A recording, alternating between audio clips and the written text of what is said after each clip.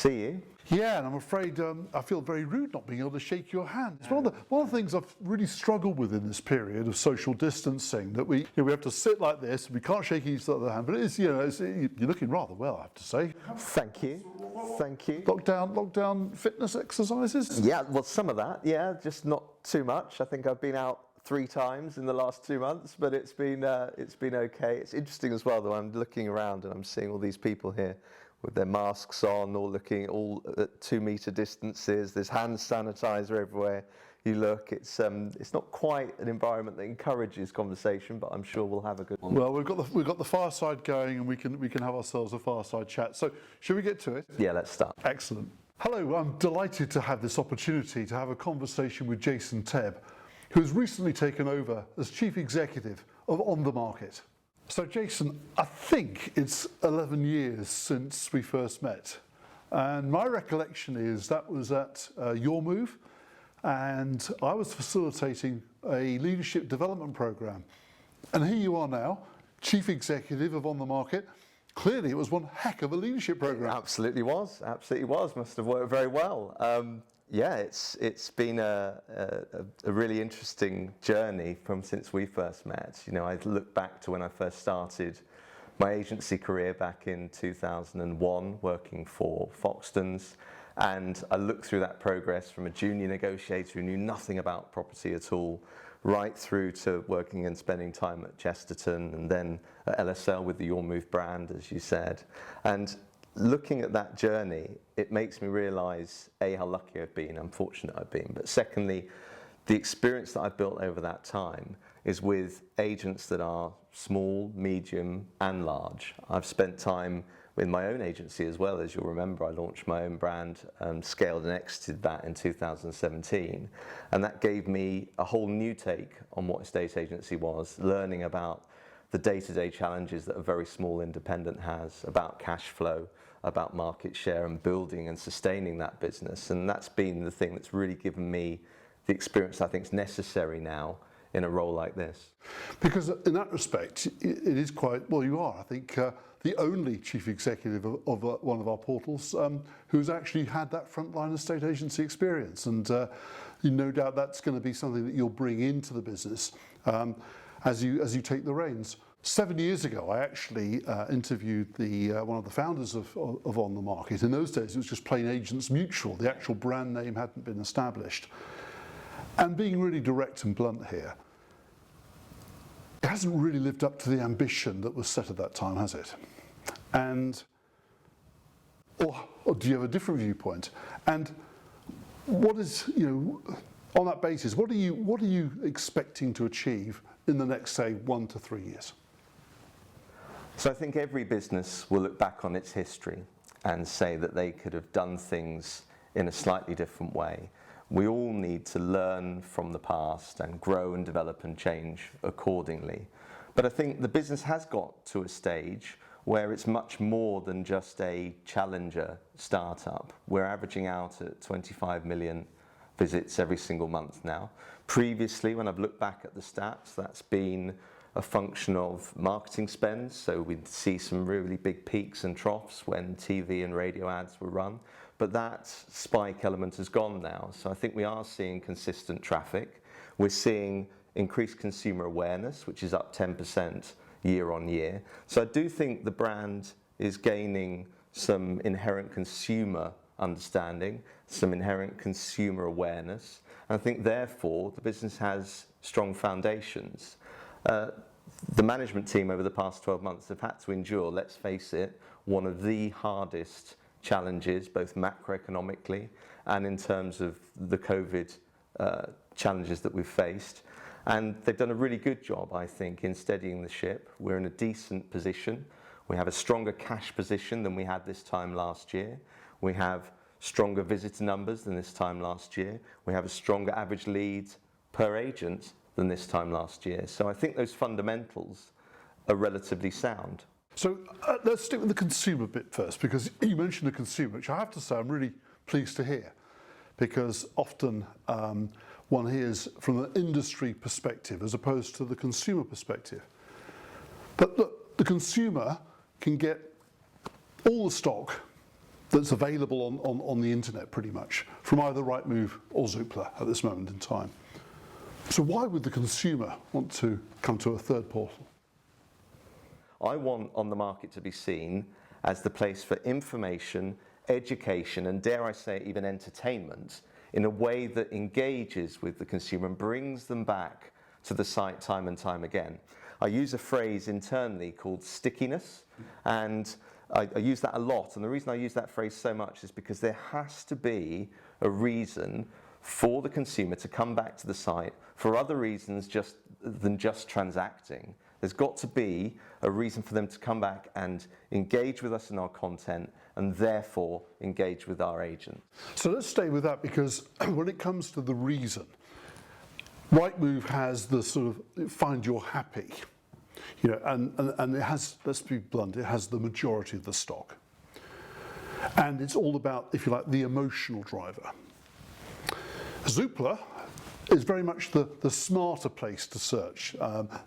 Both portals have changed their taglines, but broadly, one's operating in the, if you like, the emotional space, one's operating in the rational space. What space can you occupy? It's about tapping into serious people on their property journey.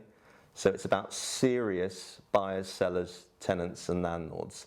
I want to give those serious people an advantage in their property search, and I want to encourage people who are thinking about becoming serious buyers and tenants.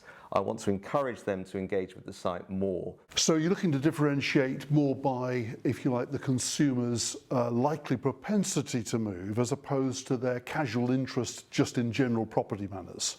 So let's think about how the property market works in the UK. Okay, it is clear that you don't need 100 million visitors to a site every single month to be relatively confident that you are tapping into the proportion of those people who are serious. And the numbers speak for themselves. There's 68 million people in the UK. There's 28 million, just under, chimney pots in the UK. Of that, 5.5 million are in the PRS. There's another 2 million with local authorities. There's 3 million that are sitting with housing associations. So we're already down to 17.5 million properties that could ever become available at any one time. You bear in mind that also there's 100,000 mortgage approvals every single month and only 1.2 million transactions for sales every single year. The pool is quite small in terms of those people who can actively transact. And by actively transact, I mean those people who have a propensity to buy a property within 3 months or to let a property within 3 weeks. It's actually quite a small pool. So my challenge is to say, let's look at that pool and how can we engage with them to give them an advantage over others who aren't as serious in their property search. And a lot of the product and functionality that we are going to be delivering over the course of the next 3 months is geared to exactly that type of person. So I do think there's a whole different niche that we can focus on. So I'm not talking about speculative search or just seeing what your property's worth, what your neighbour's property's worth. I'm here to deal with people who are serious about transacting and therefore trying to focus on the qualitative nature of lead gen for agents rather than just quantity. It's the future of this business, and probably every business in this space has to be about being more than just a portal. So we've got 4 core pillars that will form the basis of our strategy going forward. The first one is obviously OnTheMarket.com, which is where everything else will spring from. The second one is software. The third is data and market intelligence. And the fourth one is communications and marketing tools. So let me explain why all those 4 will provide something different in terms of quality of lead and also measuring the quality of that lead. So let's think about the portal first of all. As I said earlier, we've done a great job. We are in a position where we've got some great consumer awareness in the brand, but we've got to do much more. We've got to be engaging in a different way. So the first thing that we're going to change about the portal is it's going to be looking, sounding, feeling completely different from how it currently looks. And that means we need to change our tone of voice. We need to be engaging with the consumer in a much better way and increase that stickiness, which is the phrase I mentioned earlier. So that's the first thing. The second thing is around software. We're delighted to have taken our option on a business called Glanty, which owns the TechLet platform, and that is effectively bringing technology into some lettings workflows. But I think that gives us an even greater opportunity. And the greater opportunity is this. Imagine a majority agent-owned software house specifically designed to deliver products and services that will help estate agents run their business. So are you saying from the second pillar, the prop tech pillar, if I may call it that for the moment, are you saying that you're going to be acquiring other prop tech type businesses and developing other software solutions for agents and consumers? Is that one of the pillars? So I think there's a number of ways we can do that. One of the fundamental aspects for us is that we've got to be looking at how property technology can interact with the agent and with the consumer. We can use property technology and software in a number of ways, but I actually see it working in a way that we can combine what we develop internally, and we're already heavily investing in our internal tech teams, combine that with commercial partnerships, with best-in-class platforms, products and services that are already in this space. There's lots of them, but only few that I would describe as best-in-class. And the third element could be some investment into growth of a small startup company, or indeed some M&A strategy. I think in reality, Peter, it'll be a combination of all three of those things, but absolutely, to answer your question, I don't rule out anything in terms of being able to deliver better quality services and products to our agents. So to be clear, what you're saying is that On The Market is going to go from being exclusively a portal, a place for people to come if they're searching for properties to purchase or to rent or to sell or to buy, whatever, to a completely multi-faceted piece of tech, really, a tech business that is operating, delivering a suite of services, a suite of products to both consumers and to agents. I think you're spot on. That's exactly what it needs to be, and it absolutely needs to be that, because if we are going to engage with the consumer in the ways that I've described, we're going to have to do something different. There's no point in continuing to do what we've done before. So that will fundamentally be one of the core strategies that we deliver. And actually, onto the other couple of pillars that I mentioned earlier, the next pillar is data and market intelligence. So that's completely focused on the consumer and the agent. So if you look at the way data has changed over the last 3 to 5 years, you look at the power of big data, which is a phrase that's used all the time, agents are telling us, and they're telling me specifically, that they want to be able to have access to more data, more market intelligence, to be able to, for them to be able to go to win instructions, and when they go on valuations, provide more information to the potential client about the property that they're valuing. On the other side of it, the consumer is telling us, because we've done some research into this as well, they want more info. And if you look at what's happening at government level, the MHCLG are focusing on a white paper that says we want to open up transparent channels in the property market. We want to encourage transactions. We want to encourage open sharing of information. So the consumer wants more data. The agent wants more data. So we'll deliver more data. And we're going to come up with either a commercial partnership, and we're working on that as we speak, or indeed developing our own products and services to provide more data both to the agent and the consumer side of the business too. Okay, so tell me about the fourth pillar. So fundamentally, we also need to focus on communications and marketing tools for agents. And if you look at what's happened during COVID, there's no doubt about it, the whole way that people have had their first viewing experience of properties, or indeed sometimes second viewing experience of properties, has changed. The concept of a virtual viewing is now much more commonplace than it ever was. In fact, some consumers are telling us that they prefer in future to have virtual viewings rather than physical viewings. And ultimately, I have to tread a line that says I still want agents to interact with the consumer, but the consumer's telling me they want more virtual opportunities. So I'm looking really, really closely at how we can build communications tools into our platform to be able to provide real-time, live interactions with agents, which combines the best of both worlds, a virtual environment, but the chance for a real conversation. So the two original portals, who have had the longevity and have been able to build an audience over a considerable period of time. On the Market arrives and becomes the third major portal in terms of your positions, we've already said. I don't know how many there are, you probably do. There's at least a dozen or more. How are you going to counteract it? What are you going to do to not only gather your own share of the market that's already been established, but to defend your position against these new entrants? So I think it's always interesting when a new player comes to the market, and I think there will always be challenges to the market. Any business should constantly be looking up, sideways, down. We need to be looking at all new businesses, because I actually think that's better for agents. There needs to be competition. I spend a lot of time looking at them. Of course, who wouldn't? I think I'd be naive if I just disregarded them. There's a load of challenges in the space. A lot of them have got some quite cool features, actually. And if I could probably pick 2 or 3 things of each one that I quite like. The great news is they're already in our roadmap.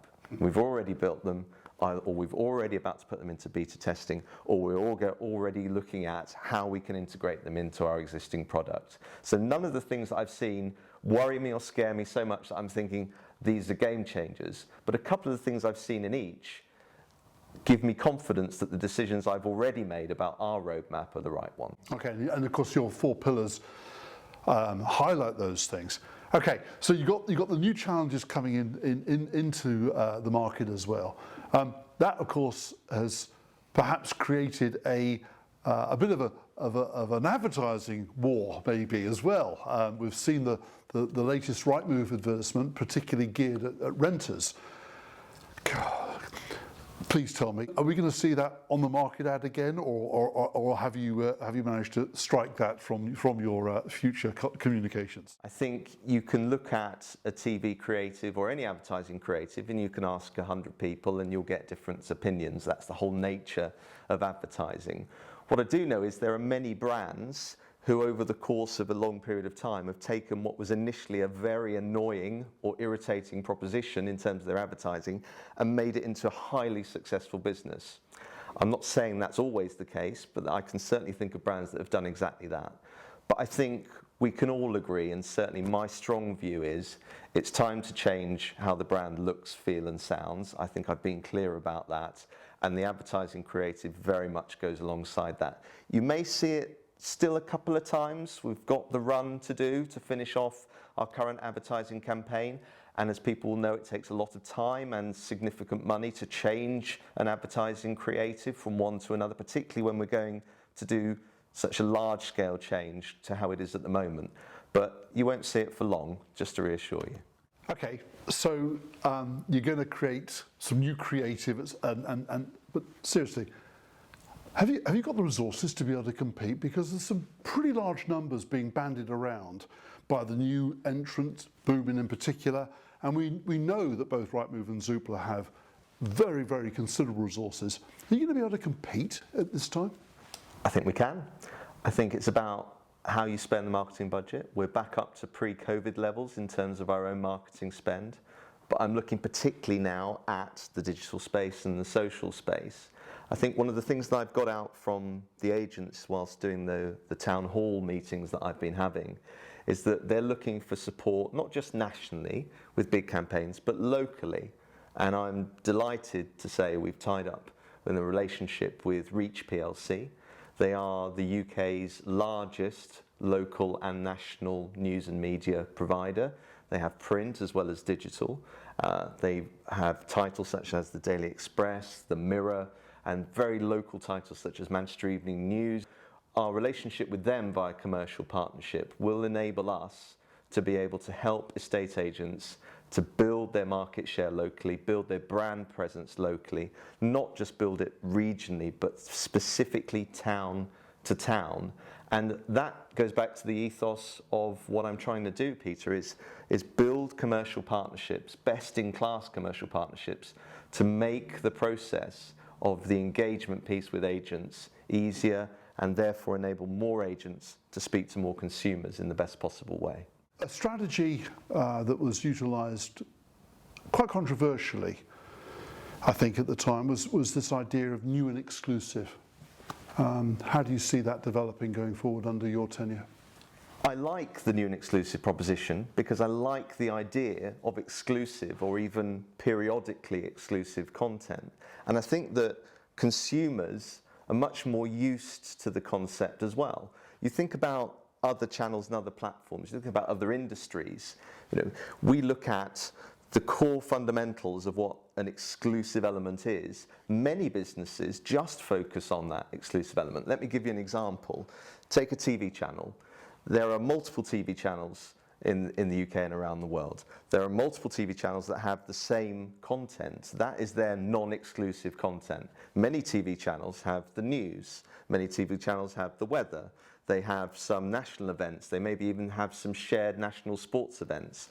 That's available on all channels. The individual chooses which channel they particularly like or have an affiliation with. It may be the way that content is portrayed or described. So I think users do understand that some elements of a portal, in this instance, would have some exclusive content, but also some non-exclusive content that is available on other platforms too. But if you think, going back to the TV analogy, what do TV companies spend most of their time, effort and marketing budget on? It's on the exclusive content. It's on the dramas. It's on the documentaries. It's on the interviews. These are the things that they trail heavily and they push heavily. And I think therefore our concept of having properties which are on the market before the others, but most importantly properties that are only on the market with us, is where we really need to be focusing our attention. And I think, if I'm frank and candid, we need to do much more in articulating to the consumer that there is exclusive content on the site. They should come to us as being one of the number of platforms that they look at when they're, or if they're serious about their property search. And I think it's clear to me that users understand that now, not just in terms of TV, but if there wasn't the necessity for multiple platforms, there wouldn't be so many takeaway delivery platforms, there wouldn't be so many used car buying platforms, there wouldn't be so many portals. But the reality is that users and consumers are used to that now. And therefore I think our challenge is to make sure that as many consumers as possible are aware of that new, periodically exclusive and true exclusive content on the site. Jason, one key message. What is it that you would want the audience to get from this conversation? So look, I'm massively passionate about this business. I'm passionate about the industry. I'm an ex-estate agent. I've lived it and breathed it. I still do. That's never going to come out of me. But what's important is we need to understand how the portal can develop in the future. We know we're 65% agent owned. That's fantastic. We massively value agents. We want their support. We want even more of them to join us with their support. But the key thing is, without the consumer, we don't have a business. We need the consumer. And we've got to now come up with a suite of products, services, functionality that benefits the consumer and benefits the agent. We can't have one without the other. And therefore, the process that I'm going to be going down is looking at the suite of functionality for our agent customers, but also really closely listening to what the consumers want, what they need, and what they demand from a portal. And I think that's the key point, Peter, is that it's about listening and then acting, but both to the agent and to our consumers. So Jason, Tebb, what I've got from today, I think, are three key messages. On the one hand, you recognise the fact that yes, of course, without your agent's support, the business doesn't exist, but equally, without the consumer engagement, what's the point? In order for you to achieve that, the second thing I got was this idea that therefore you need to be providing content that isn't available elsewhere, content that is going to differentiate yourself from the other offerings that are out there, both new and existing. And thirdly, that you're not trying to actually go for the whole of the market, that you're actually looking to differentiate and segment specifically around the active audience, those who are properly engaged, as it were, in the here and now. Is that a reasonable summation? Is that what you'd like the audience to take away from today? I think that's exactly right. We've got to focus on serious people, serious buyers, sellers, tenants and landlords. We've got to listen to those consumers, but we've also got to change. We have to change. Look, the business has come a long way since it started, but I think that we can do more. We should be doing more. We should be focusing on not necessarily replicating the model of the other two. We've stood under the shadows of the other two for too long. And frankly, now's the time that we need to come out of those shadows. We need to forge our own path. We need to own our own lane, and we need to deliver that differentiation for the benefit of our agents and for our consumers. Well, having studied so well on my leadership programme of 11 years ago and reached this exalted position as Chief Executive on the market, genuinely wish you the best of luck. Thanks, Peter. Thank you. Good to see you.